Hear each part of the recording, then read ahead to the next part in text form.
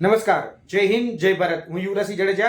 ફરી એક વખત જે પેપર લીકેજની ઘટના એ સામે આવી હતી કે ભાઈ યુપી એટલે કે ઉત્તર પ્રદેશની અંદર જે પોલીસ કોન્સ્ટેબલનું પેપર હતું તે લીક થયું હતું. પરંતુ ચોંકાવનારો ખુલાસો હવે થઈ રહ્યો છે કે પેપર લીકના જે માફિયાઓ હતા ને એ ગુજરાતમાં હતા અને આ પેપર લીકેજમાં કનેક્શન પણ કહી શકાય કે ગુજરાતની અંદર એને પ્રિન્ટિંગ પ્રેસ કરવામાં આવ્યું હતું અને એ પ્રિન્ટિંગ પ્રેસમાંથી જ્યારે આ પેપર ટ્રાન્સપોર્ટ દ્વારા બહાર મોકલવામાં આવતું ત્યાંથી એ પેપર જે છે એ લીક થયું હતું.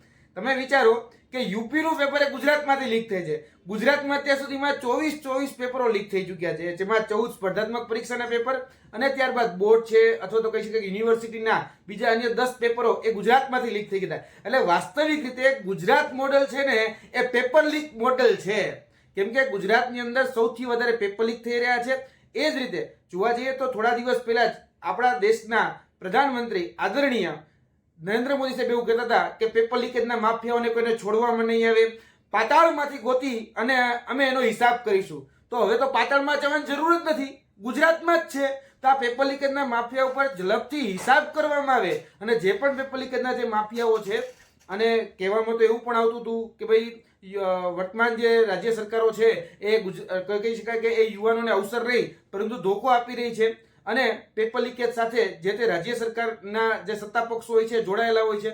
તો અત્યારે યુપીમાં પણ ભારતીય જનતા પાર્ટીની સરકાર છે, ગુજરાતમાં પણ ભારતીય જનતા પાર્ટીની સરકાર છે અને દેશમાં પણ ભારતીય જનતા પાર્ટીની સરકાર છે. તો આટલા પેપરો લીકેજ કેમ થઈ રહ્યા છે? કોનું કનેક્શન છે? અને આ જે કનેક્શન છે તો એમાં શું વાસ્તવિક રીતે જે મોટી માછલીઓ છે, જે મોટા બાગડ બિલ્લાઓ છે, શું ખરેખર ત્યાં સુધી આના તાર પહોંચશે ખરી? કેમ કે પેપર લીકેજનું જે પ્રિન્ટિંગ પ્રેસ હોય એ ગુજરાતમાં જ શા માટે? યુપીના પેપર છે તો યુપી પાસે શું સરકારી પ્રેસો નથી? અને સરકારી પ્રેસો પાસે શા માટે પેપર છપાવવામાં નથી આવતા? એ મુખ્ય પ્રશ્ન છે.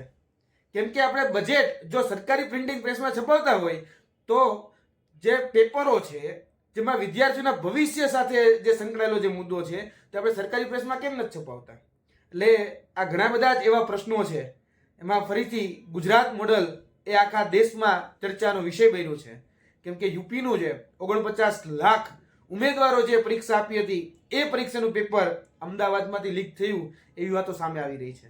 એટલે આશા રાખીએ જે રાજસ્થાનની એક સભામાં બહુ મોટી ફાકા ફોજદારી વાતો કરતા હતા કે પેપર લીકેજના માફિયાઓને છોડવામાં નહીં આવે, તો જોઈએ છીએ કે પેપર લીકેજના માફિયાઓને કઈ રીતે પકડવામાં આવે છે અને ક્યાં સુધી આ ચમરબંધીઓ છે એ ચમરબંધીઓને છોડવામાં નથી આવતા.